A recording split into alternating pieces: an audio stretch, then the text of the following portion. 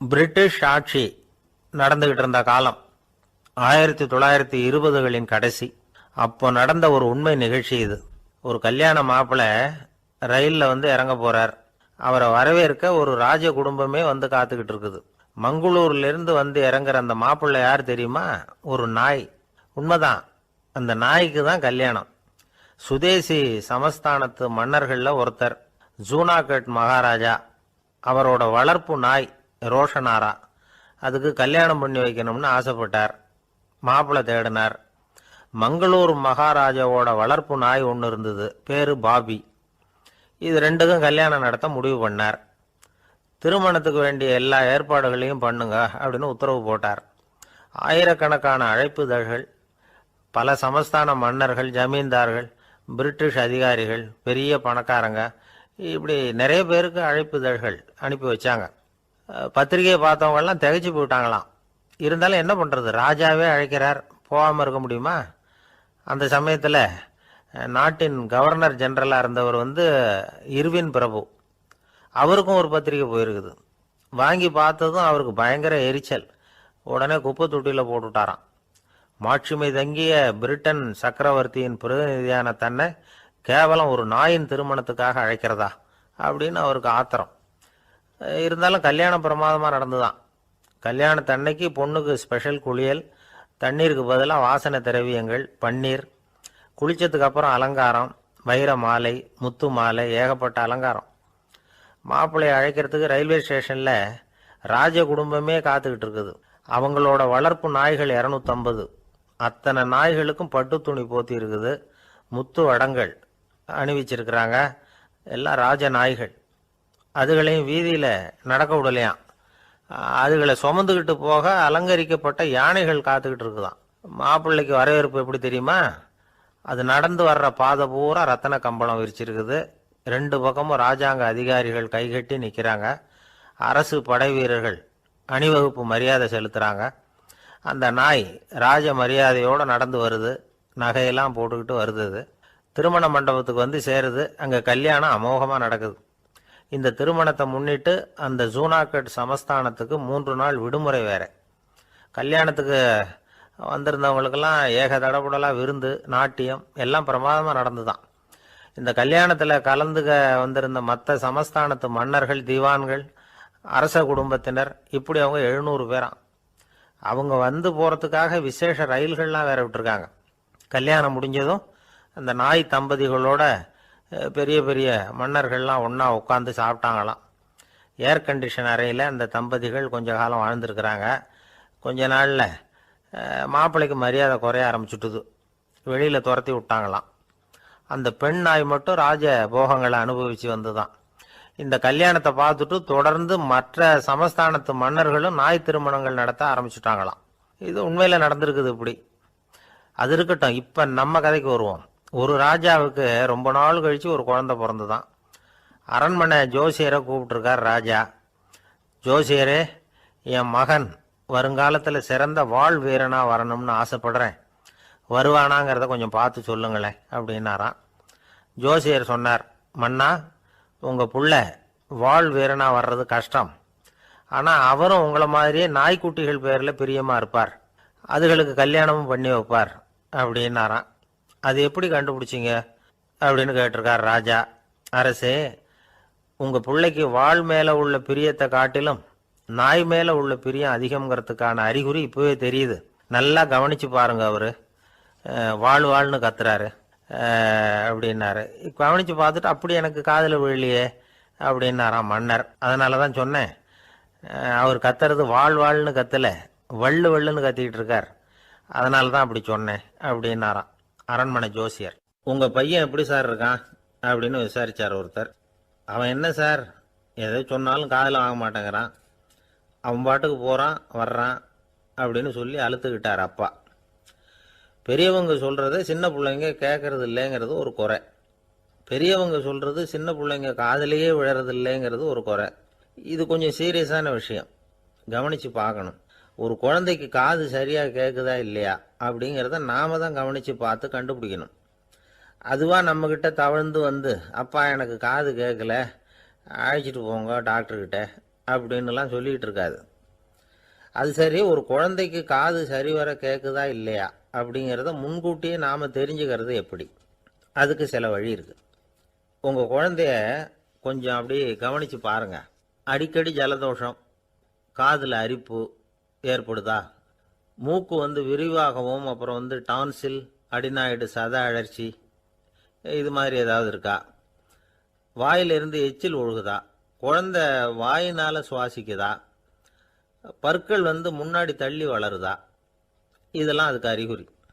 அப்புறம் இந்த we, B, DF, DH இப்படி இந்த ஒலிகள் சேர்ந்த வார்த்தைகளை குழந்தை சரியாக புரிஞ்சுக்காது.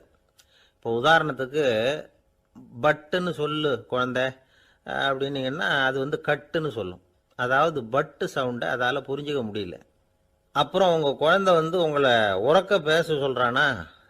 அடிக்கடி கேள்வி கேட்குறானா? சாப்பிட்றப்போ கவனம் இல்லாமல் இருக்கானா? படிப்பில் போதுமான முன்னேற்றம் இல்லையா? வகுப்பில் சரியாக கவனிக்கிறது இல்லையா? இப்படியெல்லாம் இருந்தால் ஆரம்பத்திலேயே டாக்டர்கிட்ட அழைச்சிட்டு போய் சிகிச்சையை ஆரம்பிச்சுடலாம், குணப்படுத்தி விடலாம். குழந்தைக்கு காது சரியாக கேட்கலன்னா நீங்கள் செய்ய வேண்டியது என்ன தெரியுமா?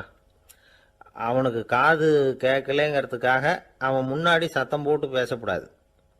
மெதுவாக சீராக பேசணும். அவனை பார்த்து பேசணும். உங்கள் உதட்டு அசைவுகள் அவனுக்கு உதவும். அதை பார்த்தே புரிஞ்சுக்குவான். நீங்கள் வாயில் வெத்தலை பாக்கு போட்டுக்கிட்டோ புகை பிடிச்சிக்கிட்டோ பேசக்கூடாது. அப்படி பேசினா அவனால் அந்த உச்சரிப்பை சரியாக புரிஞ்சுக்க முடியாது. ஒரு வார்த்தையை சொல்கிறீங்க, அவனுக்கு புரியல அப்படின்னா அதே வார்த்தையை மறுபடியும் சொல்லணும். அவனுக்கு நீங்கள் முதல்ல சொன்ன வார்த்தை புரியலேன்னு நினச்சிக்கிட்டு மறுபடியும் திருப்பி சொல்கிறப்போ அதே அர்த்தம் வரக்கூடிய வேற வார்த்தையை சொல்லக்கூடாது. இப்படிலாம் நடந்துக்கிட்டா அவனுக்கு மன திடத்தை ஏற்படுத்த முடியும். இல்லைன்னா அவனுக்கு தாழ்வு மனப்பான்மை வந்துடும். குழந்தைக்கு காது கோளாறுன்னா ஆரம்பத்திலேயே டாக்டர்கிட்ட அழைச்சிட்டு போனால் போதும், குணப்படுத்தி விடலாம். அப்புறம் பார்த்துக்கலாமே அப்படின்னு அலட்சியமாக இருந்துட்டாதான் கஷ்டம். சில பேர் கோபத்தில் சின்ன பிள்ளைங்க காதை பிடிச்சி திருகிறது உண்டு. இது ரொம்ப தப்பு. காது கையோடு வந்துட்டா என்ன பண்ணுறது? ஒரு வேடிக்கை கதை. அது கதை தான், நிஜமாக நடந்தது இல்லை. அது மாதிரி நடக்கும் நடக்காது. ஒரு வேடிக்கைக்காக சொல்லப்படுற கதை. அதாவது ஒரு வீட்டில் அப்பா அம்மாவை பார்த்து சொல்லிகிட்டு இருக்கார், இதை பாரு, நாளைக்கு காலையில் என்னை சீக்கிரம் எழுப்பி விட்டுரு, நான் செங்கல்பட்டு வரைக்கும் போயிட்டு வர வேண்டியிருக்கு அப்படின்னாராம். இதை அவங்க பையன் காதில் வாங்கிட்டு இருக்கான்.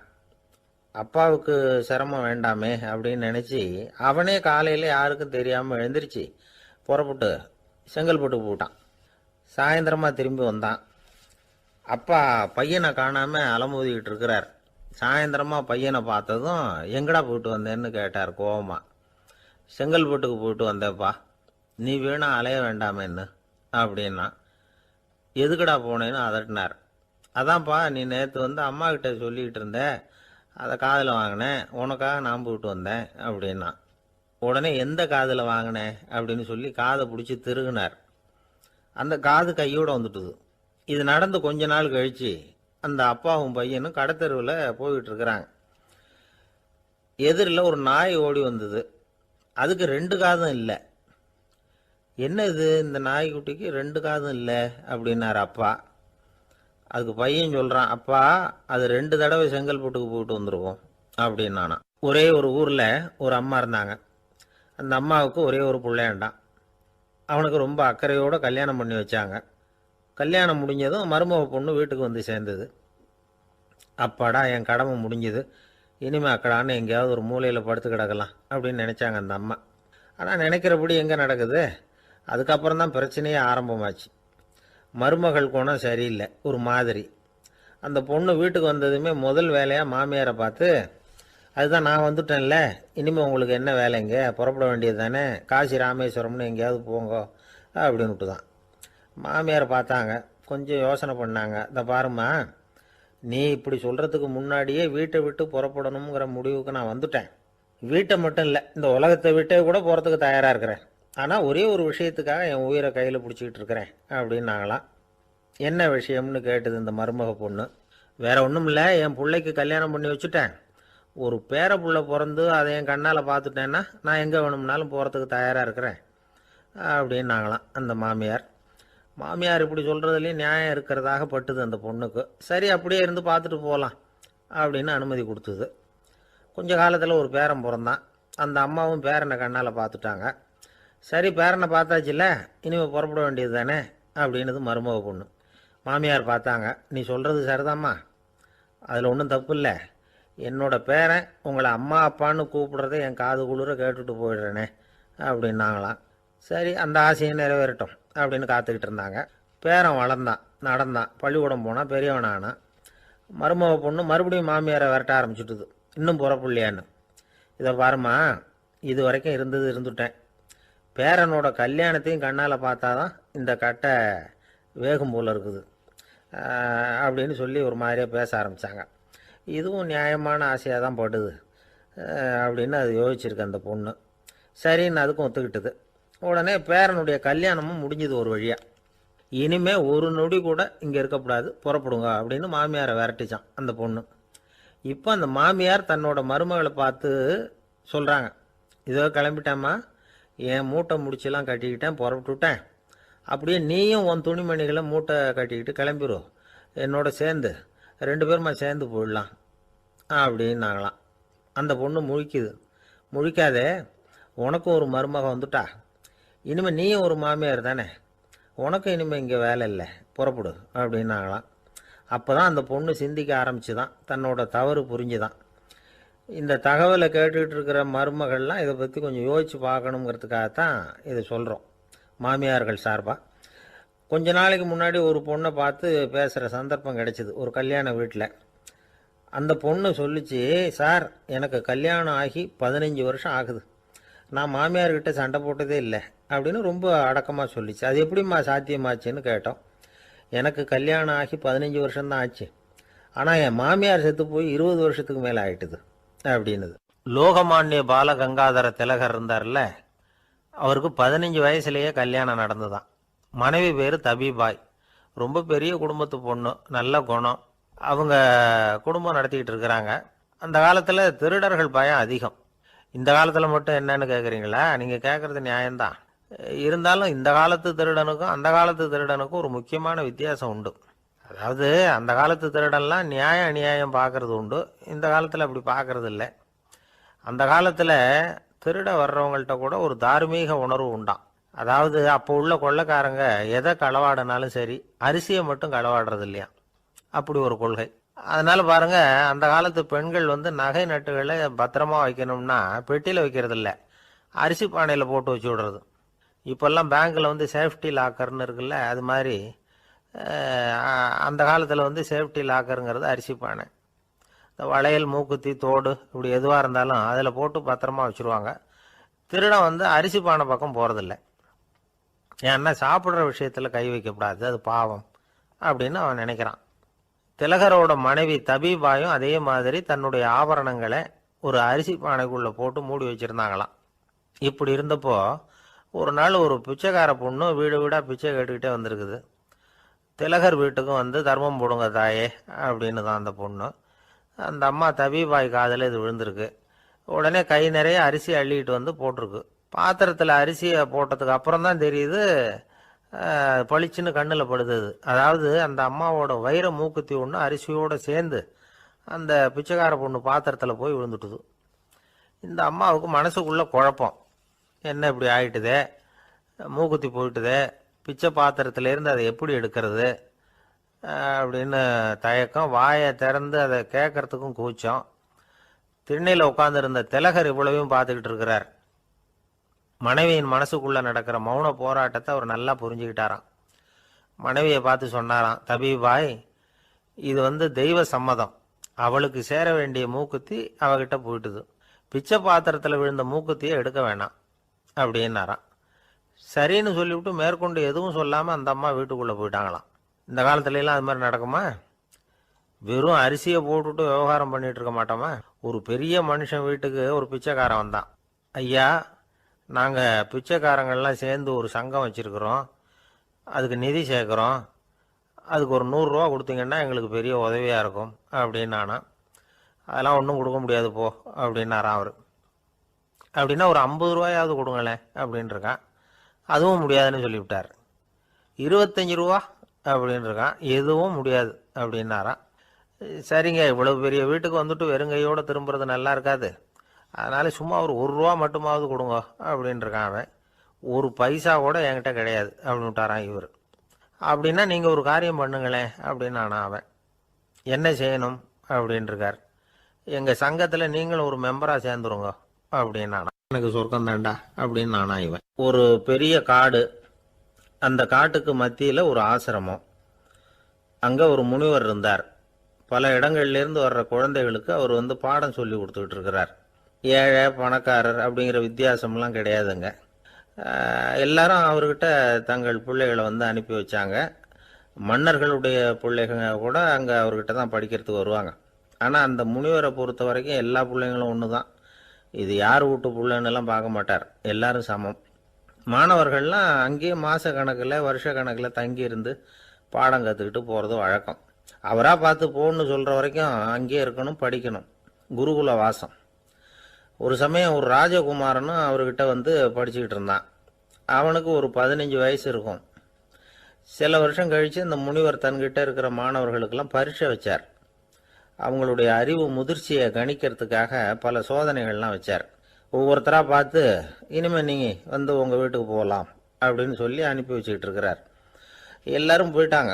கடைசியாக மிஞ்சி இருந்தது ஒரே ஒரு மாணவன். அவனை மட்டும் வீட்டுக்கு அனுப்பல. யார் அந்த பையன் தெரியுமா?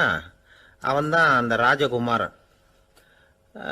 ராஜகுமாரனுடைய தந்தைக்கு, அதுதான் இந்த ராஜாவுக்கு, அங்கே வயசு ஏறிக்கிட்டே போகுது. என்ன இது, படிக்க போன பையன் இன்னும் திரும்பி வரலையே அப்படின்னு நினைச்சார். வந்துட்டா சீக்கிரமாக அவனுக்கு பட்டம் கட்டிவிட்டு நாம் விலகிக்கலாமே அப்படின்னு நினச்சாரு. கல்யாணம் வேற பண்ணி பார்க்கணும் பையனுக்கு. ஆனால் பையன் வர்ற வழியை காணும். ராஜா பார்த்தார். சரி, நேர்லேயே போய் என்னன்னு தெரிஞ்சுட்டு வந்துடுவோம் அப்படின்னு காட்டுக்கு புறப்பட்டார். அங்கே போய் முனிவரை பார்த்தார். முனிவர் இவரை அன்பாக வரவேற்று உட்கார வச்சார். அதுக்கப்புறம் ராஜா மெதுவா, எல்லாரையும் வீட்டுக்கு அனுப்பி வச்சுட்டிங்களாமே, ஏன் பிள்ளைய மட்டும் அப்படின்னு சொல்லி மெதுவாக இழுத்தார். முனிவர் இதுக்கு உடனே பதில் சொல்லலை.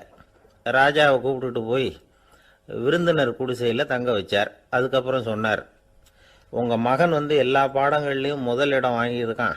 இப்படி முதலாவதாக வர்ற மாணவனுக்கு நாங்கள் இன்னொரு தேர்வு வைக்கிறது வழக்கம்.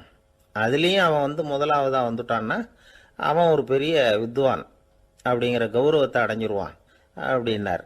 அதாவது முனிவர் அப்படி சொல்கிறார். அப்படி சொல்லிவிட்டு போயிட்டார் அவர். ராஜா அங்கேயே தங்கிட்டார்.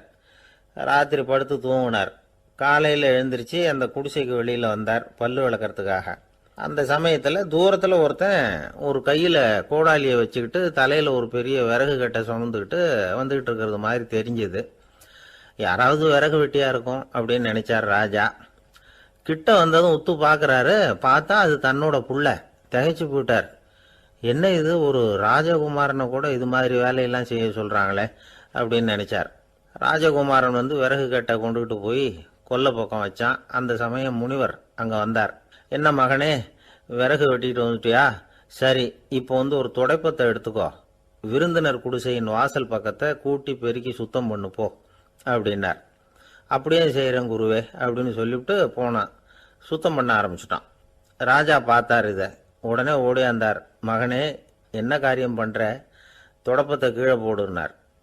இப்போ அந்த ராஜகுமாரன் சொல்கிறான், தந்தையே, இது என்னுடைய குருதேவரோட உத்தரவு. இங்கே நான் ஒரு மாணவன்.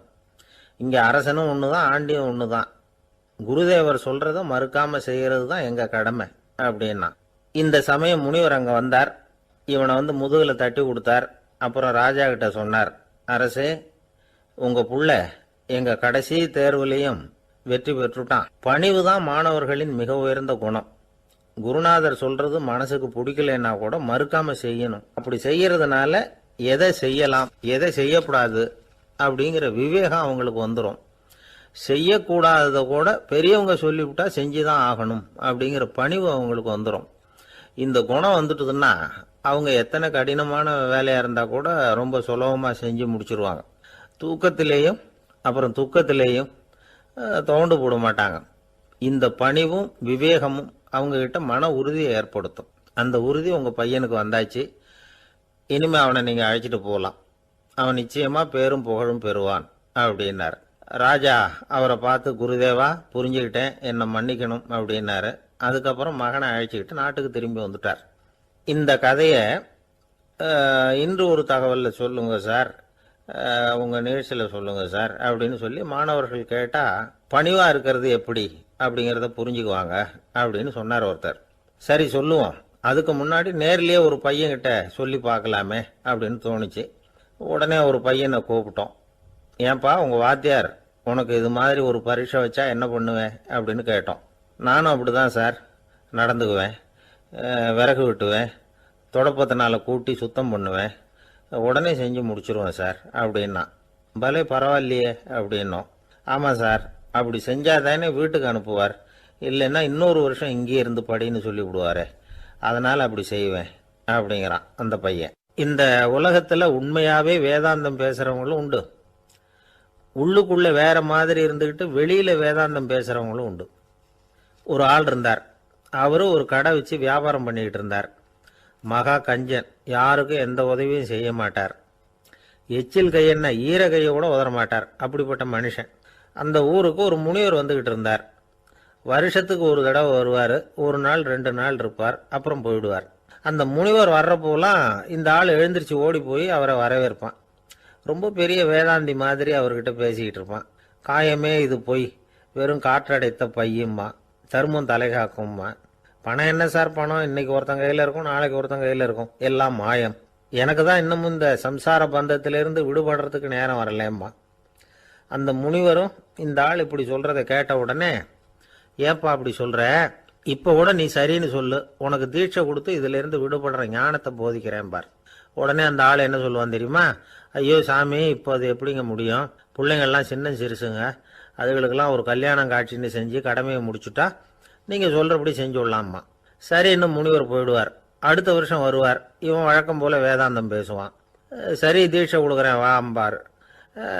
பேரம்பேத்தியை பார்க்கணும், கோர்ட்டில் கேஸ் ஒன்று இருக்குது, அது முடியணும் அப்படின்னு தயங்க ஆரம்பிச்சிருவான். எல்லாம் சொல்லுவான், ஆனால் குடிக்கிறதுக்கு தண்ணி கூட கொடுக்க மாட்டான். ரொம்ப வருஷம் கழித்து மறுபடியும் ஒரு நாள் அந்த ஊருக்கு முனிவர் வந்தார், இவன் கடைக்கு வந்தார். அப்புறம் அங்கே கல்லாவில் நம்ம ஆள் இல்லை, அவன் புள்ள தான் உட்காந்துருக்கிறான். அப்பாவை போலவே புள்ளையும் எழுந்திரிச்சு ஓடியாந்து முனிவரை வரவேற்றான். அப்பா எங்கன்னு விசாரிச்சார் முனிவர்.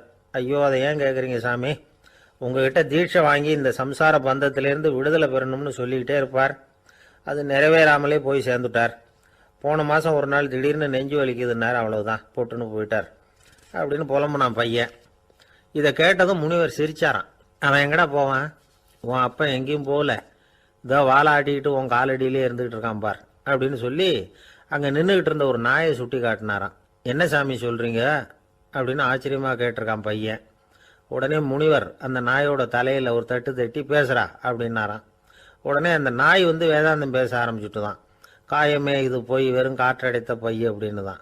முனிவர் சொன்னார், அடே இப்போவும் ஒன்றும் கெட்டு போகல, நீ விரும்புனா சொல்லு, உனக்கு தீட்சை கொடுத்து என் பின்னாடியே அழைச்சிட்டு போயிடுறேன், அங்கே அழைச்சிட்டு போய் உனக்கு ஞானத்தை போதிக்கிறேன், வர்றியா அப்படின்னு கேட்டிருக்காரு. உடனே அந்த நாய் சொல்லிச்சான், ஐயோ அதை ஏன் கேட்குறீங்க சாமி, நான் உண்ணாமல் தின்னாமல் ஏராளமான சொத்து சேர்த்து வச்சுட்டேன், என் பிள்ளைங்க அதோட பெருமை தெரியாமல் ராத்திரி நேரம்லாம் கதவை திறந்து போட்டுட்டு தூங்கிடுவாங்க, அதனால் இப்படி நாயாக பிறந்து ராத்திரி பகலாக சுற்றி சுற்றி வந்து காவல் காத்துக்கிட்டு கிடக்கிறேன், இப்போ எப்படி சாமி வர முடியும் அப்படின்னு கேட்டுதான். அறியாமையிலேயே சுகம் கண்டு இப்படி இருக்கிற ஆளுங்களுக்கு எப்படி விடுதலை கிடைக்கும், எப்போ விடுதலை கிடைக்கும் அப்படின்னு கேட்குறார் தசாவதானி, திருக்குறள் பேர் ராமையா. அவர் கேட்குறது நியாயம் தானே. இந்த காலத்து பையன் ஒருத்தன் அப்பா கிட்ட சொன்னான், அப்பா இன்னைக்கு நான் 1 ரூபா மிச்சப்படுத்தி விட்டேன் அப்படின்னு நானான். அப்படியா, என்னடா பண்ணேன்னு கேட்டிருக்காரு அப்பா. டவுன் பஸ்ஸில் ஏறாமல் அது பின்னாடியே ஓடியாந்தேன், 1 ரூபா மிச்சம் தானே அப்படின்றான். அட பாவி, ஒரு ஆட்டோ பின்னாடி ஓடியாந்துருந்தா 10 ரூபா மிச்சமாயிருக்குமே, வேஸ்ட் பண்ணிட்டியே அப்படின்னாரான் அந்த அப்பா. சாலை ஓரமாக அழுதுகிட்டு உட்காந்துருந்தான். பிச்சை எடுத்து சாப்பிட்ற ஒருத்தன் அந்த பக்கமாக வந்தான். இவனை பார்த்தான். ஏன் அழுதுகிட்டு உட்காந்துருக்கிற, என்னாச்சு உனக்கு அப்படின்னு கேட்டான். அதுக்கு இவன் சொன்னான், என்கிட்ட ஒன்றுமே இல்லை, நான் இந்த உலகத்தில் இருந்து என்ன பிரயோஜனம், அதனால தான் அழுதுகிட்டு இருக்கிறேன் அப்படின்னா. உன்கிட்ட மறைஞ்சிருக்கிற புதையல் என் கண்ணுக்கு நல்லா தெரியுது, அது உனக்கு புரியல, அதனால தான் அழுதுகிட்டு இருக்கிற அப்படின்னா. என்னது புதையல் இருக்குதா, உன் கண்ணுக்கு தெரியுதா அப்படின்னு கேட்டான். ஆமாம், எனக்கு தெரியுது. அந்த புதையலை நீ விற்கிறதுக்கு தயாராக இருக்கிறியா அப்படின்னு கேட்டான் இவன். இதை கேட்டதும் அந்த இளைஞனுக்கு ரொம்ப ஆச்சரியமாக போச்சு. என்னது இப்படி கேட்குறானே அப்படின்னு. என்கிட்ட ஒரு காசு கூட இல்லையே, அப்படி இருக்கிறப்போ புதையல் எங்கேருந்து வந்தது அப்படின்னா. இந்த நேரத்தில் அந்த பிச்சைக்காரன் சிரித்தான். இப்படி தான் இந்த உலகத்தில் எல்லாரும் சொல்லிகிட்டு இருக்கிறாங்க, என்கிட்ட ஒன்றுமே இல்லை ஒன்றுமே இல்லைன்னு சொல்லி. ஆனால் அவங்கக்கிட்ட தான் புதையல் இருக்குது. நீ வேணும்னா என் கூட வா, நம்ம நாட்டு அரசர்கிட்ட போவோம். உங்ககிட்ட இருக்கிற புதையலை அவர் நல்ல விலைக்கு எடுத்துக்குவார் அப்படின்னா. அது எப்படி உனக்கு தெரியும்னா, இதுக்கு முன்னாடியும் இது மாதிரி பல பேரை நான் ராஜா கிட்ட அழைச்சிட்டு போயிருக்கிறேன். அதனால தான் உன்னை பார்த்தேன், உன்னையும் கூப்பிடுறேன். நீ சரின்னு சொன்னால் உன்னை அழைச்சிட்டு போகிறேன். உங்ககிட்ட இருக்கிற புதையலை அவர் நல்ல விலை கொடுத்து எடுத்துக்குவார் அப்படின்னு சொன்னான். இவன் இப்படி சொல்கிறது அந்த இளைஞனுக்கு ஒன்றுமே புரியல. இது என்னது இந்த ஆள் இப்படி சொல்லிகிட்டு இருக்கிறான், நம்மக்கிட்ட என்ன இருக்குது, அதுவும் இல்லாமல் இவனே பிச்சை எடுத்து சாப்பிட்டுக்கிட்டு இருக்கிறான், இவன் போய் நம்மளை ராஜா கிட்ட அழைச்சிட்டு போகிறதா போகிறேங்கிறானே என்ன அப்படின்னு சொல்லி அவன் யோசனை பண்ணான். என்ன யோசிக்கிற, உனக்கு பணம் வேணும்னா என்னோட வா அப்படின்னா. இளைஞன் ஒரு முடிவுக்கு வந்தான். சரி, இங்கேயே உட்காந்துக்கிட்டு இருக்கிறத விட அங்கேயாவது போய் பார்ப்போமே, இங்கே அழுதுட்டு உட்காந்துருக்கிறதுல என்ன பிரயோஜனம், ஏதோ கூப்பிட்றான் போய் பார்த்துட்டு வருவோமே அப்படின்னு சொல்லி அவன் கூட புறப்பட்டான். பிச்சைக்காரன் முன்னாடி போயிட்டே இருக்கிறான், இந்த இளைஞன் பின்னாடி நடந்து போயிட்டுருக்கான். ரெண்டு பேரும் அரண்மனையை நோக்கி போகிறாங்க. பாதி வழி போயிருப்பாங்க. வழியில் அந்த பிச்சைக்காரன் சொன்னான், இதை பாரு, முன்னாடியே சில விஷயங்களை நாம் பேசிக்க வேண்டியிருக்கு. சரியாக தெளிவாக முடிவு எடுத்துக்கிட்டு அதுக்கப்புறம் ராஜா கிட்ட போகணும். ஏன்னா அங்கே போய் அது முடியாது இது முடியாதுன்னு நாம் நமக்குள்ளே சண்டை போட்டுக்கிட்டு இருக்க முடியாது. ராஜாவுக்கு விலையை பற்றி கவலையே இல்லை, எவ்வளவு சொன்னாலும் நமக்கு பணம் கிடச்சிரும். ஆனால் அதுக்கப்புறம் நான் இதை விற்கிறதுக்கு தயாராக இல்லைன்னு சொல்லிடக்கூடாது. அதனால் புதையலை விற்கிறதா இல்லையாங்கிறத இங்கேயே தெளிவாக முடிவு செஞ்சுக்கணும். இல்லைன்னா ராஜா கிட்ட போய் அங்கே போய் குழப்பிக்கிட்டு இருக்க முடியாது அப்படின்னு சொன்னான். இளைஞனுக்கு ஒன்றுமே புரியல. என்ன சொல்கிற நீ, என்கிட்டயா புதையலா, எங்கே இருக்குது அப்படின்னு சொல்லி குழம்பி போனான். இப்போ அந்த பிச்சைக்காரன் சொன்னான், இதை பாரு, இப்போ உதாரணத்துக்கு உன்னுடைய கண்களை எடுத்துக்கோ, அதுக்கு நீ என்ன விலை கேட்டுற போகிற, நான் அதுக்கு ராஜா கிட்ட இருந்து ஒரு 50,000 ரூபா வாங்கி தர முடியும். உன்னுடைய இருதயத்தை கொடுக்குறியா, 20 லட்சம் ரூபா வாங்கி தரேன். மூளையை கொடுக்குறியா, 30 லட்சம் வாங்கி தரேன். என்ன சொல்கிற அப்படின்னு சொல்லி இந்த பிச்சைக்காரன் பேசிக்கிட்டே போகிறான். இளைஞனுக்கு கோபம் வந்துட்டுது. என்ன உளர்ற, உனக்கு என்ன பைத்தியமா, கண்ணையும் மூளையையும் இருதயத்தையுமா விற்பாங்க, என்ன விலை கொடுத்தாலும் அதையெல்லாம் நான் விற்கிறதுக்கு தயாராக இல்லை, நான் விற்க மாட்டேன், அதை கொடுத்துட்டு நான் என்ன பண்ணுறது, இப்படி நான் மட்டும் இல்லை யாருமே இதை விற்கிறதுக்கு தயாராக இருக்க மாட்டாங்க அப்படின்னு சொன்னான் அந்த இளைஞன். இவன் இப்படி சொன்னதும் அந்த பிச்சைக்காரன் வாய் விட்டு சிரிக்க ஆரம்பிச்சுட்டான். இப்போ பைத்தியமானது நானா நீயா, லட்சக்கணக்கான கோடிக்கணக்கான ரூபாய் பொறுமானம் உள்ள பொருள்களை உங்ககிட்டயே வச்சுக்கிட்டு விற்க முடியாதுன்னு சொல்கிற நீ தான் ஏழை, என்கிட்ட ஒன்றுமே இல்லைன்னு மரத்தடியில் உட்காந்து அழுதுகிட்டு இருக்கிறியே அப்படின்னு சொன்னான். இன்றைக்கி பார்த்தீங்கன்னா பல பேர் தன்கிட்ட புதைஞ்சிருக்கிற ஆற்றலை புரிஞ்சிக்க முடியாமல் அவதிப்பட்டுக்கிட்டு இருக்கிறாங்க. நம்மக்கிட்ட என்ன இருக்குங்கிறது அவங்களுக்கு தெரியறதில்ல. அதனால தான் என்கிட்ட ஒன்றுமே இல்லைன்னு சொல்லி அழுதுகிட்டு இருக்கிறாங்க. இதை விளங்க வைக்கிறதுக்கு பெரியவங்க சொல்கிற கதை இது. நம்மக்கிட்ட இருக்கிற புதையலை நாம் தான் தோண்டி எடுக்கணும். உண்மையான புதையலுங்கிறது உள்ளே இருக்குது, ஆனால் அதை வெளியில் தேடுற ஆசாமிகள் தான் அதிகம். சராசரி மனித இயல்பு அப்படி. நம்மக்கிட்ட விலை மதிக்க முடியாத பகுத்தறிவு இருக்குது, அதை வச்சுக்கிட்டு வாழ்க்கையில் முன்னேறத்துக்கு முயற்சி பண்ணணும். என்கிட்ட ஒன்றுமே இல்லைன்னு நினச்சி ஓரமாக உட்காந்துடக்கூடாது. முயற்சி செஞ்சால் முடியாத காரியம் எதுவுமே இல்லை. ஒரு ரயில்வே ஸ்டேஷன் பக்கம் வெளியில் ஒரு டாக்ஸி நின்றுட்டு இருந்தது. அந்த பக்கமாக வந்த ஒருத்தர் டாக்ஸி டிரைவரை பார்த்து சொன்னார், ஐயா, உங்கள் வண்டியில் பின் சீட்டில் ஒரு மணி பர்ஸு கிடக்கு, யாரோ மறந்து விட்டுட்டு போயிருக்கிறாங்க அப்படின்னாரு. இல்லை இல்லை, அது காலி பர்ஸு தான், நான் தான் அதை அங்கே போட்டு வச்சுருக்கிறேன்னார் டிரைவர். ஏன்னு கேட்டார் அவர். இதுக்கு டிரைவர் சொன்னார், அதை பார்க்குற யாராவது அதை எடுத்துக்கலாம்ங்கிற ஆசையிலையாவது சவாரிக்கு வருவாங்க, அதுக்காக தான் போட்டு வச்சுருக்கிறேன் அப்படின்னார். வாங்க மாட்டேங்கிறான் சார் அப்படின்னு சொல்கிறது உண்டு. அது எப்படி காதில் வாங்கிக்காமல் இருக்க முடியும்? காதுங்கிறது எப்பவும் திறந்தே இருக்கக்கூடிய ஒன்று தானே. சில பேர் பேசிக்கிட்டே இருப்பாங்க, நாமும் கேட்டுக்கிட்டே தான் இருப்போம்.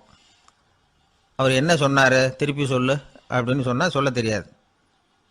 காது சரியாக கேட்டாலும் நாம் பேசுகிறத மற்றவங்க சரியாக கேட்குறாங்களா அப்படிங்கிறது சந்தேகம்தான். இந்த சந்தர்ப்பத்தில் ஒரு உண்மையை நாம் புரிஞ்சுக்கணும். அதாவது என்னென்னா, கேட்பதுங்கிறது வேற, கவனிக்கிறதுங்கிறது வேற. அதாவது கேட்கறதுன்னா அது ஹியரிங், கவனிக்கிறது அப்படின்னா அது லிசனிங். கேட்கறதுங்கிறது தன்னிச்சையாக நடக்கக்கூடிய ஒரு செயல். இப்போ ஒரு சாலையில் நடந்து போயிட்டுருக்குறோம், எவ்வளவோ சத்தம் நம்ம காதில் வந்து விழுந்துக்கிட்டு இருக்கு. கார் போகிற சத்தம் கேட்குது, பறவை ஒரு மரத்துலேருந்து கத்துது, அந்த சத்தம் கேட்குது, இப்படி நிறைய வந்து காதில் விழுந்துக்கிட்டு இருக்கு. ஆனால் கவனிக்கிறதுங்கிறது எப்படின்னா, நம்ம முழு மனசை செலுத்தி உன்னிப்பாக கேட்கறது. எத்தனையோ சத்தத்துக்கு நடுவில் தன்னுடைய குழந்தை அழற சத்தத்தை தாய் தெரிஞ்சுக்க முடியுது இல்லையா, அது மாதிரி. விவரம் தெரிஞ்சவங்கலாம் என்ன சொல்கிறாங்கன்னா, கவனித்தல் அதாவது லிசனிங் அப்படிங்கிற செயலில் 3 அம்சங்கள் இருக்கிறதாக சொல்கிறாங்க. அது என்ன 3 அம்சங்கள் அப்படின்னா, முதல்ல காதால் கேட்கறது, இது முதல் அம்சம். ரெண்டாவது என்னன்னா கேட்டதை புரிஞ்சுக்கிறது. மூணாவது என்னன்னா என்ன புரிஞ்சுக்கிட்டோங்கிறத தெரிவிக்கிறது, ஃபீட்பேக் அப்படின்னு சொல்கிறோமே அது. ஒரு ஆசிரியர் வகுப்பில் பாடம் நடத்திக்கிட்டு இருக்கிறார். வெறுமனே கேட்குற குழந்தை ஒரு காதால் வாங்கி இன்னொரு காதால் விட்டுடும். அதாவது கேட்குற குழந்தை அப்படி செய்யும். ஆனால் கவனிக்கிற குழந்தை கேட்டதை புரிஞ்சுக்கும். என்ன புரிஞ்சுக்கிட்டேன்னு கேட்டால் பதில் சொல்லும். இதுதான் கேட்கறதுக்கும் கவனிக்கிறதுக்கும் உள்ள வித்தியாசம். ஒரு புள்ளி விவர கணக்கு என்ன சொல்லுது தெரியுமா? ஒரு மனிதன் எழுதுறது மூலமாக 6% அறிவை பெருக்கிக்கிறானா, எழுதுறது மூலமாக. படிக்கிறது மூலமாக 19% அறிவை பெருக்கிக்கிறானா. பேசுறது மூலமாக 30% அறிவை பெருக்கி கொள்ளுகிறான் அப்படின்னு சொல்கிறாங்க. ஆனால் பாருங்க, கவனிக்கிறது மூலமாக 45% அறிவை பெருக்கிக் கொள்ளுகிறான் அப்படிங்கிறது புள்ளி விவரம். அதனால் வந்து கற்றலின் கேட்டல் நன்று அப்படின்னு சொல்கிறாங்க இல்லையா, அது இதுதான். அதனால் கவனிக்கிறது மூலமாக அதிக அறிவை நாம் வந்து பெருக்கிக் கொள்ள முடியும். கேள்வி ஞானம்தான் ரொம்ப சிறந்தது அப்படிங்கிறார் வள்ளுவர். அதாவது கவனித்து கேட்கணும், அதுதான் முக்கியம். இப்போ மற்றவங்க சொல்கிறத நல்லா கவனிக்க முடியாதபடிக்கு நாமே சில தடைகளை ஏற்படுத்திக்கிறோம், அல்லது நம்ம அறியாமலே அப்படி ஒரு தடை உண்டாயிடுது. அந்த தடைகளை தாண்டணும் அல்லது தகர்த்து எறியணும் அப்படிங்கிறது பெரியவர்கள் சொல்லுகிற யோசனை. அது என்ன தடைகள் அப்படின்னா, நமக்கு தெரியாத இவர் என்ன சொல்லிட போகிறார் அப்படிங்கிற நினப்பு, இது ஒரு தடை. சொல்லி முடிக்கிறதுக்கு முன்னாடியே குறுக்க பேசுறது, மனசு அங்கேயும் இங்கேயும் அலையிறது, இதெல்லாம் தான் தடைகள். ஆசிரியர் பாடம் நடத்துகிறார் அப்படின்னா மாணவர்கள் அக்கறையாக கவனிக்கணும், அப்போ தான் பரீட்சையில் பாஸ் ஆக முடியும். வீட்டுக்குள்ள கணவன் சொல்கிறத மனைவி கவனித்து கேட்கணும், மனைவி சொல்கிறத கணவன் கவனித்து கேட்கணும், இல்லைன்னா குழப்பமாயிடும். ஒரு அம்மா கோயிலுக்கு போனாங்க, சேலையில் ஒரு முடிச்சு போட்டிருந்தாங்க. எதுக்கு சேலையில் முடிச்சு போட்டு வச்சுருக்குறீங்க அப்படின்னு கேட்டாங்க. எங்கள் வீட்டுக்காரர் ஒரு கடிதத்தை மறக்காமல் தபால் போட்டியில் போட்டுடணும்னு சொன்னார், ஞாபகத்துக்காக முடிச்சு போட்டு வச்சுருக்கிறேன் அப்படின்னாங்க. கடிதத்தை பெட்டியில் போட்டுட்டிங்களா அப்படின்னு கேட்டாங்க. அது எப்படிங்க முடியும், அவர் கடிதத்தை என்கிட்ட கொடுக்க மறந்துட்டாரே அப்படின்னாங்களாம். அதனால் மறக்கப்படாதுன்னு நினச்சிக்கிட்டே மறந்து விடுறது, இப்படி ஒரு வாழ்க்கை. அதனால் வாழ்க்கையில் நமக்கு இருக்கிறது செவிச்செல்வம் ரொம்ப முக்கியமானது. நிறைய கேட்கணும், சொல்கிறத விட கேட்கணும், கேட்கறத விட முக்கியம் கவனிக்கிறது. அப்படி கவனிக்கிறது மூலமாக நம்முடைய வாழ்க்கையில் வெற்றி பெறணும். கழுதைய நண்பர்கள் எங்கே போனாலும் சேர்ந்தே போவாங்க வருவாங்க. அப்போது அந்த கழுதை கொஞ்சம் கவலையோடு பேச ஆரம்பிச்சுதான். அதோ பாரு, அங்கே ஒரு புதர் தெரியுது இல்லையா, இந்த புதருக்குள்ளே ஒரு சிங்கம் இருக்குது, அந்த பக்கமாக நான் போகிறப்போ வர்றப்போலாம் அது என்கிட்ட வம்பு வளர்க்குது, தகராறு செய்யுது, என் மேலே பாயுது, என்னை தாக்குது, ஏன்னு தெரியல அப்படின்னுது. இதை கேட்டதும் அந்த குரங்கு சொல்லிச்சு, இனிமேல் கவலைப்படாத, இந்த தடவை நான் உன்னை காப்பாற்றுறேன்னுது. அதுக்கப்புறம் ஒரு நாள் அந்த குரங்கும் கழுதியும் அந்த புதர் பக்கமாக போய்கிட்டு இருந்தாங்க. எதிர்பார்த்தது மாதிரியே நடந்தது. அந்த சிங்கம் எதிரில் வந்தது, கழுதியை பார்த்தது, உடனே அது மேலே பாய ஆரம்பிச்சுட்டுது. அவ்வளவுதான். உடனே இந்த குரங்கு என்ன பண்ணிச்சு தெரியுமா, கிடுகிடுன்னு ஒரு மரத்து மேலே ஏறி உட்காந்துக்கிட்டுது. அங்கே உட்காந்துக்கிட்டு கீழே அந்த கழுதையும் சிங்கமும் போடுற சண்டையை வேடிக்கை பார்க்க ஆரம்பிச்சுட்டுது. கொஞ்ச நேரம் கழித்து அடிபட்ட காயத்தோடு அந்த கழுதை மெதுவாக நடந்து வந்தது. குரங்கும் மெல்ல மரத்தை விட்டு கீழே இறங்கிச்சு. இப்போ கழுதை கேட்டுது, என்னை காப்பாத்துறேன்னு சொல்லிவிட்டு காலை வாரி விட்டுட்டியே, நீ பாட்டுக்கு மரத்து மேலே ஏறி உக்காந்துக்கிட்டே, அது நியாயமானது. குரங்கு பரிதாபமாக அதை பார்த்துது. நான் மரத்து மேலே இருந்து நீங்கள் 2 பேரும் சண்டை போட்டதை பார்த்துக்கிட்டு தான் இருந்தேன். உன்னோட சத்தம் தான் அதிகமாக இருந்தது, அது நீ சிரிக்கிற மாதிரி எனக்கு கேட்டுது. அதனால் நீ தான் ஜெயிச்சுக்கிட்டு இருக்க போல இருக்கு அப்படின்னு நினச்சிவிட்டேன்னு. இன்றைக்கி பல பேர் இப்படி தான் இருக்கிறாங்களாம். யார் ஜெயிக்கிறாங்க யார் தோக்குறாங்கங்கிறத முகத்தை பார்த்து கூட கண்டுபிடிக்க முடியறதில்ல. பேசுகிற பேச்சை வச்சு கூட கண்டுபிடிக்க முடியறதில்ல. தோற்கிறவங்க கூட சிரிக்கிற மாதிரி முகத்தை வச்சுக்கிறான். இன்றைய மனிதர்கள்கிட்ட ஏகப்பட்ட முரண்பாடுகள். பொய் முகங்களோட உலவுகிறவர்கள் தான் அதிகம். உண்மை முகம் எங்கே இருக்குது அப்படிங்கிறத புரிஞ்சுக்கிட்டு நண்பர்களை தேர்ந்தெடுக்கணும் அப்படிங்கிறது ஒரு முக்கியமான கருத்து. கடவுள் இந்த உலகத்தை படைச்சுட்டு அதுக்கப்புறமும் கொஞ்ச நாள் இங்கேயே தங்கியிருந்தாராம். அப்போ தான் அவருக்கு ஒரு உண்மை புரிஞ்சுதான், இந்த உலகத்தில் தங்கி இருக்கிறது எவ்வளவு இடைஞ்சல்னு. தினமும் மனிதர்கள் தேடி வந்து ஏதாவது புகார் சொல்லிக்கிட்டே இருந்தாங்களாம். எனக்கு அது வேணும் இது வேணும்னு கேட்டுக்கிட்டே இருந்தாங்களாம். சில பேர் வந்தாங்க, நாங்கள் வந்து விவசாயம் பண்ணுறோம், தண்ணி இல்லாமல் பயிர் காயுது, எங்களுக்கு மழை வேணும் அப்படின்னாங்க. அவங்க போனதும் அதுக்கப்புறம் சில பேர் வந்தாங்க, நாங்கள் வந்து மண்பானை செய்கிறவங்க நிறைய பானை செஞ்சு வச்சுருக்குறோம், மழை பெஞ்சால் எல்லாம் கரைஞ்சி வீணாக போயிடும், அதனால் இன்றைக்கி மழை பெய்யக்கூடாதுன்னாங்க. கடவுள் பார்த்தார், அவருக்கு என்ன பண்ணுறதுன்னே தெரியல, ஏகப்பட்ட குழப்பம், தலையை பிச்சுக்கலாம் போல் இருந்தது. கிட்டத்தட்ட பைத்தியம் பிடிக்கிற அளவுக்கு ஆயிட்டுது. எல்லாருடைய ஆசைகளையும் அவரால் நிறைவேற்ற முடியல. ஏன்னா ஒன்றுக்கு ஒன்று முரண்பாடாக இருந்தது. ஒரு நாள் தன்னுடைய அமைச்சரவையை கூட்டி ஆலோசனை கேட்டார். என்ன செய்யலாம்னு சொல்லுங்கன்னார். இது என்ன பிரமாதம், பேசாமல் இமயமலை அடிவாரத்தில் போய் உட்காந்துங்க, யாரும் தொந்தரவு பண்ண மாட்டாங்கன்னாங்க. அங்கேயும் மனிதர்கள் வர ஆரம்பிச்சுருவாங்களேன்னார் கடவுள். சரி அப்படின்னா சந்திரனில் போயிருந்துக்கலாமேன்னாங்க. அங்கேயும் மனுஷன் குடி வர போகிறான் அப்படின்னார் கடவுள். வெகு தூரத்துக்கு அப்பால் உள்ள நட்சத்திர மண்டலத்துக்கு போயிடலான்னாங்க. இதெல்லாம் நிரந்தர தீர்வாகாது, நிரந்தரமாக இந்த மனிதனுடைய தொல்லையிலேருந்து நான் விடுபடணும், அதுக்கு ஏதாவது வழி சொல்லுங்கன்னார் கடவுள். ஒரு வயசான ஆள் வந்தார். கடவுளுக்கு காதோட காதாக ஒரு வழியை சொன்னார். கடவுளுக்கு முகம் மலர்ந்தது. அதுதான் சரி, அப்படியே செஞ்சுடலான்னார். அந்த ஆள் சொன்ன ரகசியம் என்ன தெரியுமா?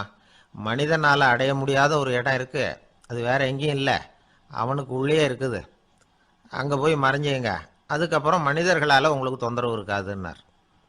மனிதன் நினைக்காத இடம் அதுதான். அதாவது உள்ளுக்குள்ளே இருக்கிற உண்மையை புரிஞ்சிக்காம வெளியில் எங்கேயோ அது இருக்கிறதாக நினச்சி வரட்டிக்கிட்டு அலையிறான் மனுஷன். உள்ளே இருக்கிற உண்மை புரிஞ்சா நாம் தன்னம்பிக்கையோடு தலை நிமிர்ந்து வாழலாம். வேடிக்கையாக ஒரு கதை சொல்லுவாங்க. இதை பாருங்கள், நம்ம பையன் எங்கே பணம் வச்சாலும் எடுத்து விட்றான், என்ன பண்ணுறதுன்னாங்க அம்மா. அப்பா கொஞ்சம் நேரம் யோசனை பண்ணார். அதுக்கப்புறம் சொன்னார், அவன் கண்ணில் படாத இடமா, நம்ம வீட்டில் இருக்கிறது ஒரே இடம்தான், அங்கே பணத்தை வை திருட்டு போகாதுன்னார். அது எந்த இடம்னு கேட்டாங்க. அதுதான் அவன் பாட புஸ்தகம், அதில் வச்சிரு, அவன் தொடவே மாட்டான், பாட புத்தகத்தை தொடாமல் பரீட்சையில் வெற்றி பெற முடியாது அப்படிங்கிறத புரிஞ்சுக்கணும். உள்ளே இருக்கிற உண்மையை தொடாமல் வாழ்க்கையில் வெற்றி பெற முடியாது. அதனால் உண்மையை புரிஞ்சுக்கிட்டா வாழ்க்கையில் வெற்றி நிச்சயம். ஒரு நண்பர்கிட்ட பேசிக்கிட்டு இருந்தேன். அவருடைய உறவினர் ஒருத்தர் ஒரு நேர்முக தேர்வுக்கு போயிருந்தாராம், இன்டர்வியூவுக்கு.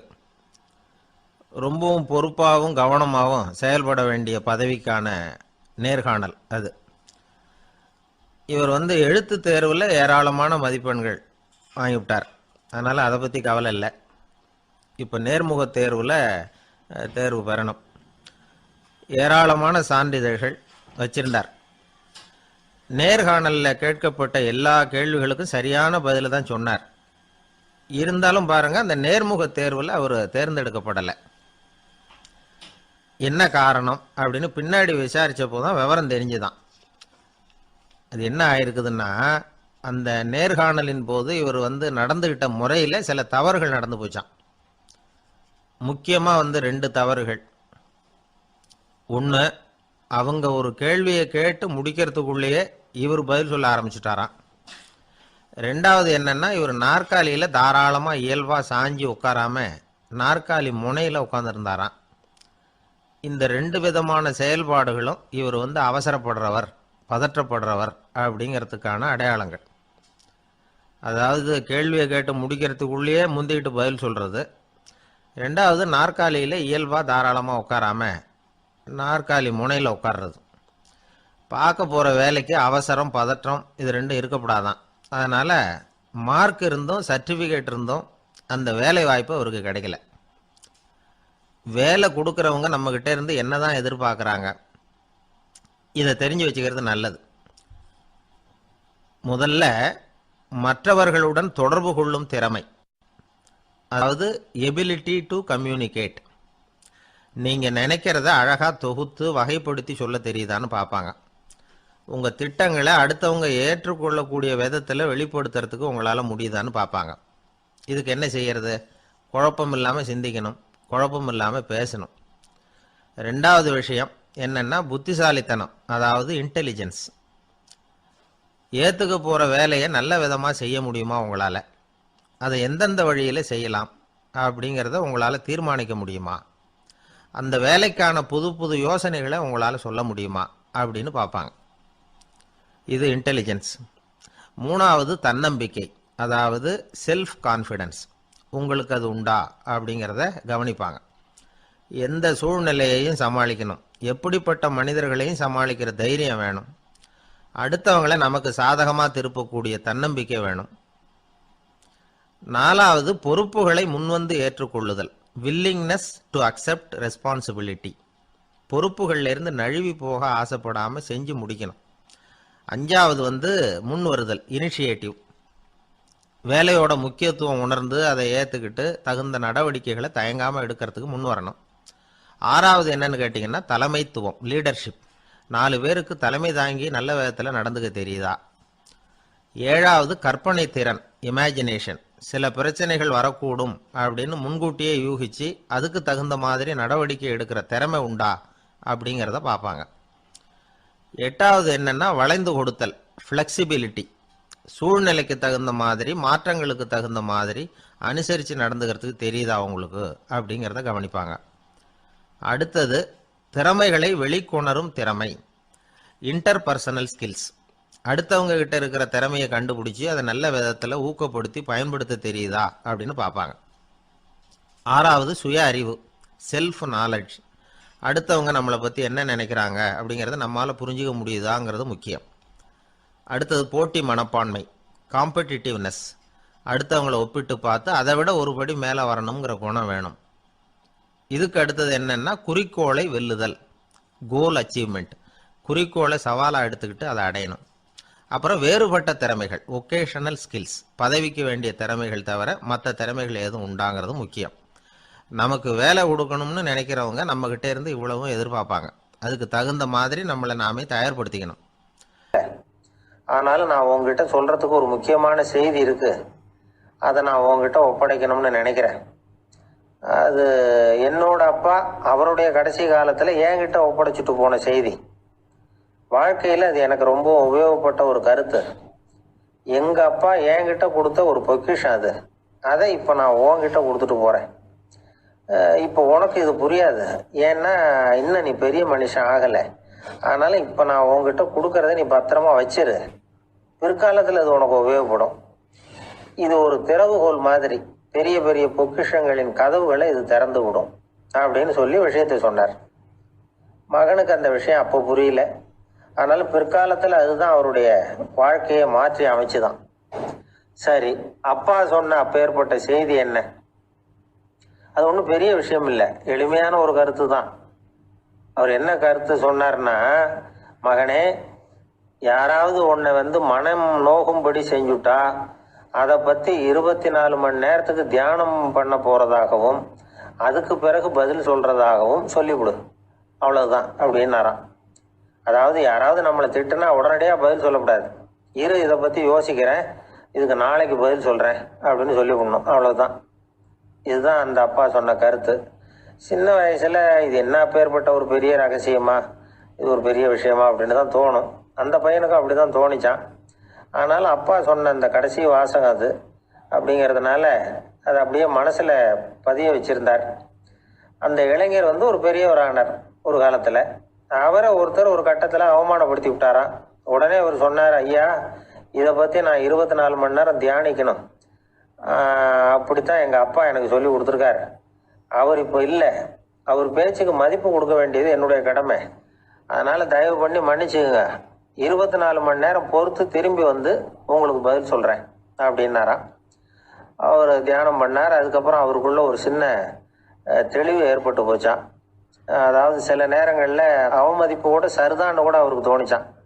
அதாவது அவன் அப்படி பேசுனதில் ஒன்றும் தப்பு இல்லையே, நாமளும் அப்படி தானே நடந்துக்கிட்டோம் அப்படிங்கிறதெல்லாம் அவருக்கு தெரிஞ்சு போச்சு. மறுநாள் அந்த ஆளுகிட்ட போனார்.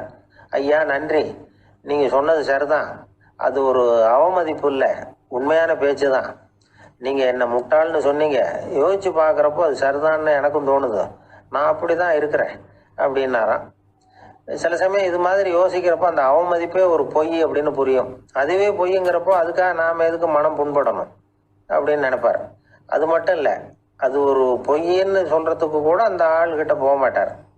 பொய்ன்னா அது பொய் தானே, அதுக்காக ஏன் கவலை பண்ணணும்.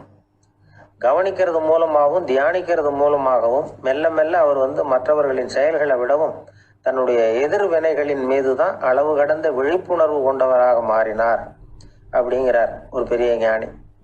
தியானம்ங்கிறது ஒரு எளிமையான புரிந்து கொள்ளல் மட்டும்தாங்கிறார் அவர். மௌனமாக உட்கார்ந்துருக்கிறது இல்லை தியானம், மந்திரத்தை ஓதிக்கொண்டிருப்பதில்லை தியானம், மனதின் நுண்ணிய வேலைத்தனங்களை புரிந்து கொள்வதுதான் தியானம் அப்படிங்கிறார். அப்படி புரிஞ்சுக்கிறப்போ நமக்குள்ள ஒரு மாபெரும் விழிப்புணர்வு பிறகுது. அது மனசுலேருந்து பிறக்கிறது இல்லை, ஆன்மாவிலிருந்து பேரறிவிலிருந்து பிறகுது. இதுதான் பெரியவர்கள் சொல்லியிருக்கிற முக்கிய கருத்து. இந்த காலத்திலே ஒரு அப்பா இருந்தார். கடைசி காலத்தில் மகனை கூப்பிட்டார். மகனே, உனக்காக நான் விட்டுட்டு போகிறது இந்த பெட்டி தான்.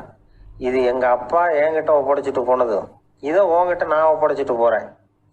நான் இந்த உலகத்தை விட்டு போனதுக்கு அப்புறம் நீ இதை திறந்து பார், இந்த அதுக்கான திறவுகோல் அப்படின்னு கொடுத்துட்டு கண்ணை மூடிட்டாரான். கொஞ்ச நாள் கழித்து பொட்டியை திறந்து பார்த்துருக்கிறார். பொட்டியில் இருந்தது என்ன தெரியுமா? நம்ம குடும்பத்துக்காக தாத்தா காலத்திலிருந்து யார் யாருக்கிட்ட எவ்வளவு கடன் வாங்கியிருக்கிறோம் அப்படிங்கிற விவர பட்டியல் அதுக்குள்ளே இருந்துதான். நம்ம உடம்புல ரத்த அழுத்தம் இருக்குதே, அது நல்லதா கெடுதலா? உடனே அது கெடுதல்னு தான் சொல்லுவோம். ஆனால் உண்மை அது இல்லை. இயற்கையாக உள்ள ரத்த அழுத்தம் நம்ம உடம்புக்கு தேவையான ஒன்று. அந்த அழுத்தம் அதிகமாக போனால் தான் கெடுதல். அதை தான் நாம் பிபின்னு சொல்கிறோம். ஆனால் அது உண்மையிலேயே உயர் ரத்த அழுத்தம், ஹைப்பர் டென்ஷன். இதயம்ங்கிறது ஓயாமல் வேலை செஞ்சுக்கிட்டு இருக்கிற ஒரு பம்பு. இதயம் சுருங்கி ரத்தத்தை பம்பு செய்கிறப்போ ரத்த அழுத்தம் கூடுதலாக இருக்கும். இதுக்கு பேர் சிஸ்டாலிக் பிளட் ப்ரெஷர் அப்படின்னு பேர். இதயம் விரிந்த நிலைக்கு திரும்புகிறப்போ ரத்த அழுத்தமும் குறையுது. இதுக்கு பேர் டயஸ்டாலிக் பிளட் ப்ரெஷர் அப்படின்னு பேர். இப்படி இது மாறி மாறி இருக்கும். இந்த பிபி 140 90 இப்படின்லாம் சொல்கிறாங்கல்ல, இதுதான். சீராக இருக்க வேண்டிய ரத்த அழுத்தம் ஒரு அளவுக்கு மேலே அதிகரிச்சுட்டா ஆபத்து ஆரம்பம்னு அர்த்தம். சரி, இந்த உயர் ரத்த அழுத்தம் உண்டாகிறதுக்கு என்ன காரணம்? இதனால தான் இது வருதுன்னு ஒரு காரணத்தை குறிப்பிட்டு சொல்ல முடியாது. ஆனால் வம்சாவளி காரணம், ரொம்ப டென்ஷனான சூழ்நிலையில் வேலை செய்கிறது, உடம்பு குண்டாக இருக்கிறது, இதெல்லாம் இந்த ஹை பிபிக்கு துணை செய்யுது. அப்படி தான் எடுத்துக்க வேண்டியிருக்குது. இது கிருமியினால் ஏற்படுற வியாதி இல்லை, உடம்புல ஏற்படுற ஒரு பழுது, அவ்வளவுதான். 40 வயசுக்கு மேலே தான் பொதுவாக இது பாதிக்கும். அதெல்லாம் சரி, ஒருத்தருக்கு உயர் ரத்த அழுத்தம் இருக்குது, அதை கட்டுப்படுத்துறதுக்கு வழி ஏதாவது உண்டா அப்படின்னா உண்டு. மருந்து கொடுத்தும் சரி பண்ணலாம். மருந்து இல்லாத சிகிச்சை முறைகளும் இருக்குது. இப்போ மருந்து சாப்பிட்றதுன்னா டாக்டர்கிட்ட போயிடலாம். அதுக்கு இப்போ சுமாராக 30 விதமான மருந்துகள் இருக்குதான். மருந்தோட உடல் கட்டுப்பாடும் மனக்கட்டுப்பாடும் சேர்ந்ததுன்னா ரொம்ப விசேஷம். அது இருக்கட்டும், மருந்து இல்லாமல் நாம் செய்ய வேண்டியது என்ன, அதை தெரிஞ்சுக்குவோம். முதல்ல சீரான உடற்பயிற்சி, வாக்கிங் ரொம்ப நல்லது. மனசை அமைதிப்படுத்துறதுக்கு யோகாசனம், ஆழ்நிலை தியானம், இது மாதிரியான பயிற்சிகள் நல்லது. ஒரு காலத்தில் யோகாசனம் பண்ணுங்க, தியானம் பண்ணுங்கன்னு சொன்னால் ஒரு மாதிரியாக பார்த்தாங்க. இப்போ மருத்துவ நிபுணர்களே அதெல்லாம் ரொம்ப அவசியம்தான் அப்படின்னு சொல்கிறாங்க. இன்னொரு அதிசய சிகிச்சை முறை இப்போ வழக்கத்துக்கு வந்திருக்குது. பயோ ஃபீட்பேக் அப்படின்னு பேர். மூளையின் அழுத்த அலைகளை பதிவு பண்ணி அதை மறுபடியும் உடம்புக்குள்ளே செலுத்தி இந்த ரத்த அழுத்தத்தை சீராக்கி போடுறாங்க. சில பேருக்கு இந்த ஹை பிபி பார்டர் லைனில் இருக்கும். அவங்களுக்கெல்லாம் மருந்துகள் அவசியம் இல்லை. வாழ்க்கை முறையில் சில மாற்றங்களை பண்ணிக்கிட்டாவே போதும். பிஹேவியரல் மாடிஃபிகேஷன்ஸ்னு சொல்கிறாங்க. அது எப்படின்னா, பரபரப்பான வாழ்க்கை முறையை தவிர்க்கணும். புகைப்பிடிக்கிற பழக்கம், மது அருந்தும் பழக்கம், இதெல்லாம் இருந்தால் விட்டுடணும். சாப்பாட்டில் உப்பை குறைக்கணும். கொழுப்பு சத்து ஆகாரங்களை குறைச்சிக்கணும். முடிஞ்சால் விட்டுடலாம். குடும்பத்தில் ஏற்கனவே யாருக்காவது ஹை பிபி இருந்தால் சந்ததிகள் ஜாக்கிரதையாக இருக்கணும். நடுத்தர வயசை அடைஞ்சவங்க அப்பப்போ அந்த பிபி செக் பண்ணிக்கிறது நல்லது. டாக்டர் சொல்கிறத நம்மளில் பல பேர் சரியாகவே கேட்கறது இல்லை. அதனால தான் இடைஞ்சல். ஒரு ஆள் பிபின்னு சொல்லி டாக்டர்கிட்ட போனான். உடம்பு குண்டா இருக்கு, அதை குறைக்கணும், முதல்ல தினமும் உடற்பயிற்சி பண்ணு அப்படின்னாரு. சரின்னு சொல்லிவிட்டு வந்தான், செஞ்சான். கொஞ்ச நாள் கழிச்சு மறுபடியும் டாக்டர் கிட்ட போனான். என்னப்பா எக்ஸசைஸ் பண்ணியா அப்படின்னு கேட்டார். தினமும் பண்ணினேன் டாக்டர்னா. என்ன பண்ணேன்னு கேட்டார். முன்னெல்லாம் சிகரெட்டை வந்து கடையில் வாங்குவேன், இப்போ நான் அப்படி வாங்குறத விட்டுட்டேன், தினமும் நானே என் கையாலேயே உருட்டி தயார் பண்ணுறேன் டாக்டர், இது ஒரு எக்ஸசைஸ் தானே அப்படின்னா. ஒரு ஊரில் ஒரு மன்னர் இருந்தார். அந்த ஊரில் அடிக்கடி சேவல் சண்டை நடக்கிறது வழக்கம். அரண்மனையில் ஒரு ஆள் இருந்தான். மன்னருக்காக அவன் ஒரு சேவல் வாங்கிட்டு வந்தான். சண்டை போடுறதுக்காக அந்த சேவலை தயார் பண்ணிகிட்டு இருந்தான். கொஞ்ச நாள் ஆச்சு. மன்னர் அந்த ஆளை கூப்பிட்டார். என்னப்பா சேவல் தயாராகிட்டுதா அப்படின்னு கேட்டார். இன்னும் அது தயாராகல மன்னா, இன்னும் வளரல, அதுக்கான தகுதி இன்னும் அதுக்கு வரல அப்படின்னா. எதனால் அப்படி சொல்கிறேன்னாரு. கோபம் ரொம்ப கடுமையாக இருக்குது அப்படின்னா. சரி அப்படின்னு விட்டுட்டார். மறுபடியும் கொஞ்ச நாள் ஆச்சு. இப்போ எப்படி நிலைமை, சேவல் தயாரா அப்படின்னார். இன்னும் இல்லை அரசே, மற்ற சேவல் எங்கேயாவது கூவுற சத்தம் கேட்டால் உடனே இது பரபரப்பாயிடுது, பக்கத்தில் ஒரு சேவலின் நிழலை கண்டா கூட இது பரபரப்பாயிடுது அப்படின்னா. சரி இன்னும் கொஞ்ச நாள் ஆகட்டும்னு விட்டுட்டார். கொஞ்ச நாள் ஆச்சு. இப்போ மறுபடியும் விசாரிச்சார். இன்னும் நம்ம சேவலுக்கு அந்த தகுதி வரலமன்னா, போராட்ட உணர்வு அதுக்கு இன்னும் இருந்துக்கிட்டு தான் இருக்குது, உள்ளே மெதுவாக தான் எரிய ஆரம்பிச்சிருக்குது போராட்ட உணர்வு, அப்படி இருக்கக்கூடாது, அது பற்றி எரிய வேண்டாமா அப்படின்னா. இன்னும் கொஞ்ச நாள் ஆச்சு. இப்போ எப்படின்னு கேட்டார். இப்போ அவன் சொன்னான், மன்னா கிட்டத்தட்ட அது போருக்கு தயாராகிட்டுது அப்படின்னு நினைக்கிறேன்னா. எதனால் அப்படி சொல்கிற அப்படின்னு கேட்டார்.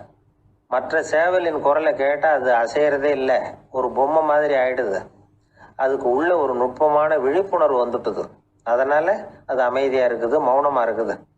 இனிமேல் அதுக்கு இணையான சேவலே கிடையாது. வெற்றி பெற அது போராட வேண்டிய அவசியமே இல்லை, அதை பார்த்த உடனே எதிரி சேவல்கள் பயந்துட்டு ஓடி போடும் அப்படின்னு சொன்னானான். அந்த சேவலை வளர்த்தவர் வந்து சி சிங் சு அப்படின்னு பேர். சுசுகி சொன்ன கதையும் அது. ஞானிகள் வந்து என்ன சொல்கிறாங்க தெரியுமா, அந்த சேவலின் ரகசியத்தை நீயும் கற்றுக்கொள், நீ அப்படி ஆயிடு, சண்டை போடாமலே வெற்றிகள் பெறுகிற நுட்பத்தை புரிந்து கொள். இதுதான் ஞானிகள் உபதேசம். ஒரு குருக்கிட்ட ஒருத்தன் போயிருக்கிறான். எனக்கு சண்டை போட கற்றுக் கொடுங்கன்னா. அதுக்கு என்ன செய்யணும்னார். என்ன உங்கள் மாணவனாக சேர்த்துங்கண்ணா. சரி இப்போ உன்னுடைய பலம் என்னன்னு கேட்டிருக்கார். இப்போ நான் தனி ஆளாக இருந்து ஒரு 100 பேரை சமாளிப்பேன் நானா. சரி அப்படின்னா என்னுடைய மாணவனாக உன்னை சேர்த்துக்கிறேன்ருக்கார். சேர்த்துக்கிட்டார். 6 மாதம் பயிற்சி கொடுத்தார். அதுக்கப்புறம் அவனை கூப்பிட்டு கேட்டார், இப்போ உன்னுடைய திறமை எவ்வளவுன்னு. இப்போ நான் தனி ஆளாக இருந்து ஒரு 50 பேரை சமாளிப்பேன் நானா. இன்னும் உனக்கு பயிற்சி தேவைன்னாராம். தொடர்ந்து சில நுட்பங்களை எல்லாம் சொல்லி கொடுத்துருக்கிறார். 1 வருஷம் ஆச்சு. எல்லாத்தையும் கற்றுக் கொடுத்துட்டார். அப்புறம் கூப்பிட்டு கேட்டார், இப்போ உன்னுடைய திறமை எப்படிப்பா, எதிரிகள் எத்தனை பேரை உன்னால் சமாளிக்க முடியும்னாராம். அவன் சொன்னான், ஐயா எதிரிகளின் பலம் என்னங்கிறத புரிஞ்சுக்காம அதை நான் ஒருத்தன் கேட்டான், இப்ப கடவுள் நம்ம முன்னாடி வந்து உங்க 2 பேர்ல யாராவது ஒருத்தர் மட்டும் என்னோட சொர்க்கத்துக்கு வரலாம் அப்படின்னு கூப்பிட்டா நீ என்ன சொல்லுவேன்னு கேட்டானா. இவன் ரொம்ப பெருந்தன்மையா உன்னையே அழைச்சிட்டு போக சொல்லிடுவேன் அப்படின்றான். அப்படின்னா உனக்கு சொர்க்கம் வேணும்